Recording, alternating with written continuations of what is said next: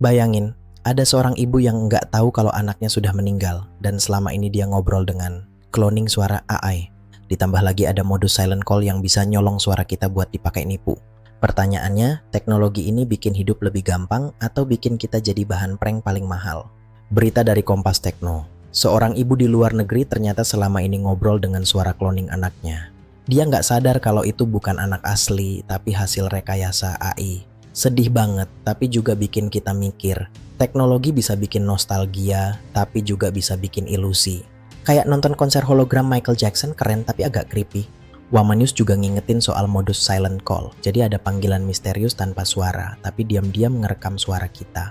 Bayangin, cuma gara-gara bilang halo di telepon, tiba-tiba ada versi palsu dari suara kita yang bisa dipakai nipu. Jadi kayak punya kembaran jahat yang lahir dari teknologi. Masalahnya, hukum dan pembuat aturan di Indonesia sering telat ngurus hal beginian.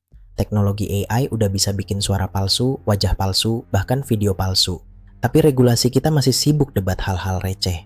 Jadi hukum kita kadang kayak guru yang baru masuk kelas setelah muridnya udah bikin keributan setengah jam.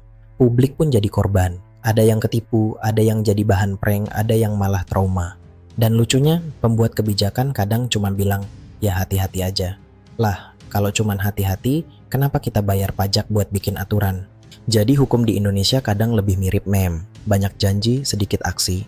Kasus ibu yang ngobrol dengan cloning suara anaknya ini jadi contoh pahit. Teknologi bisa bikin kita terharu, tapi juga bisa bikin kita ketipu. Dan kalau hukum nggak sigap, rakyat cuman bisa nonton sambil bilang, kok bisa begini? Jadi, teknologi AI ini bukan sekadar canggih, tapi juga bisa jadi jebakan. Semoga hukum dan pembuat kebijakan nggak cuma jadi bahan ketawa, tapi benar-benar melindungi rakyat. Kalau kalian setuju hukum harus lebih waras, jangan lupa like, share, dan subscribe. Biar makin banyak yang sadar, bukan cuma geleng-geleng kepala.